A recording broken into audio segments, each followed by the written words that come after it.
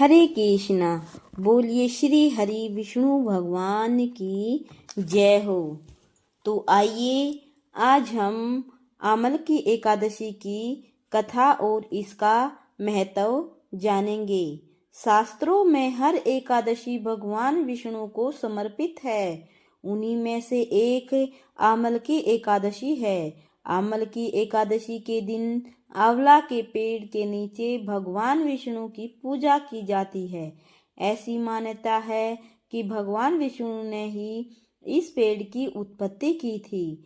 इस दिन लोग आंवला जरूर खाते हैं और शास्त्रों के अनुसार इस व्रत को श्रद्धा पूर्वक करने से भगवान विष्णु की विशेष कृपा प्राप्त होती है। यह व्रत व्यक्ति की सभी मनोकामनाएं शीघ्र पूर्ण करने के साथ साथ स्वर्ग की प्राप्ति करवाता है। यदि आप आमल की एकादशी का व्रत करते हैं या करने की सोच रहे हैं तो आप इसे पूरी श्रद्धा और भाव से करें।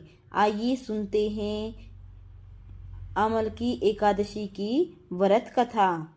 पौराणिक कथा के अनुसार भगवान विष्णु की नाभि से जब ब्रह्मा जी प्रकट हुए तो उनके दिमाग में कई बात चलने लगी, जैसे वह कौन है, उनके जीवन का क्या उद्देश्य है, उनका जन्म कैसे हुआ। ये सारे प्रश्नों के उत्तर जानने के लिए वह भगवान विष्णु की तपस्या करने लगे। काफी वर्षों तक कठोर तपस्या करने के बाद भगवान विष्णु ब्रह्मा जी को दर्शन दिए। भगवान विष्णु के दर्शन को पाकर सृष्टि के रचयिता भगवान ब्रह्मा बेहद भावुक हो गए और उनकी आंखों से आंसू टपक पड़े। ब्रह्मा जी का आंसू जहाँ गिरा वहां आंवला का पेड़ उत्पन्न हो गया। यह देखकर भगवान विष्णु ने ब्रह्मा जी से कहा कि आंवला का पेड़ आपकी आंसू से प्रकट हुआ है, इसलिए यह पेड़ और इसका फल मुझे बहुत प्रिय होगा। यह एक दिव्य पर्व है, इसमें समस्त देवी देवता निवास करेंगे। भगवान विष्णु ने कहा कि आज यानी फाल्गुन शुक्ल पक्ष एकादशी को जो व्यक्ति आंवला के पेड़ के नीचे बैठकर विधि विधान से मेरी पूजा करेगा उससे मैं बहुत प्रसन्न होऊंगा। उसे स्वर्ग की प्राप्ति होगी। उसके जीवन के कई समस्त पाप मिट जाएंगे। यह व्रत व्यक्ति की सभी मनोकामनाओं को शीघ्र ही पूर्ण कर देगा। इसी तरह से आमल की एकादशी का व्रत संसार में मुख्यतः हुआ। इस दिन आंवला के पेड़ की पूजा करने से भगवान विष्णु की असीम कृपा प्राप्त होती है। आमल की एकादशी के दिन कुछ खास बातों का विशेष ध्यान रखना चाहिए। आमल की एकादशी के दिन आंवले के पेड़ की पूजा का विधान है।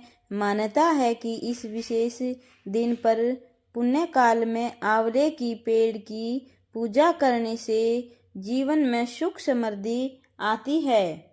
आमल की एकादशी के दिन पूजा पाठ के साथ साथ दान पुण्य का भी विशेष महत्व है। इसलिए इस विशेष दिन पर किसी ब्राह्मण या जरूरतमंद व्यक्ति को अन्न धन या वस्त्र का दान करने और इसके साथ आंवला का फल भी दान करें। ऐसा करने से भगवान विष्णु प्रसन्न होते हैं।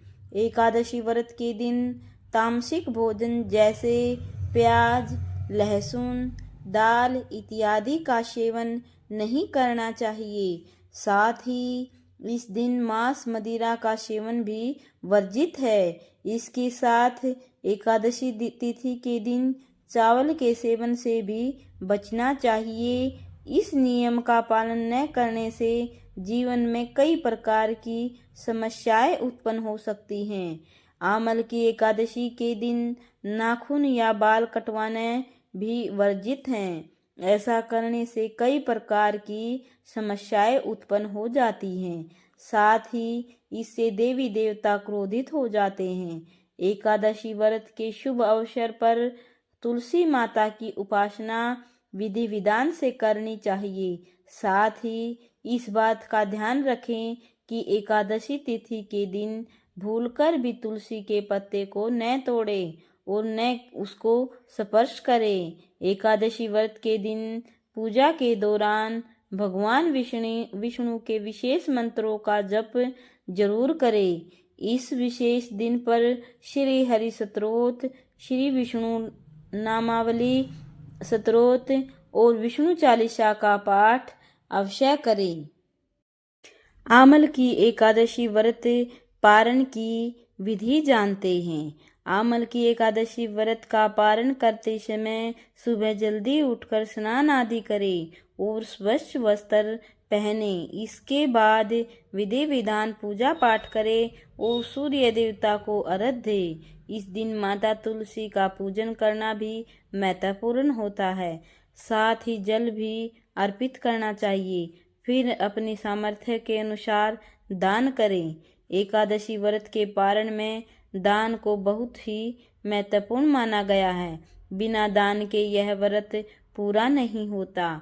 दान करते समय इस विशेष बात का ध्यान रखें कि इस दिन किसी भी जरूरतमंद को चावल व अन्न का दान अवश्य करना चाहिए। इसके बाद ही स्वयं अन्न ग्रहण किया जाता है। अन्न ग्रहण करते समय सबसे पहले चावल का सेवन किया जाता है। चावल का सेवन करने के बाद ही कोई अन्य चीज खा सकते हैं, तभी यह व्रत संपन्न होता है। बता दे कि एकादशी व्रत में चावल का सेवन करना वर्जित होता है और इसका पारण चावल के सेवन से ही किया जाता है।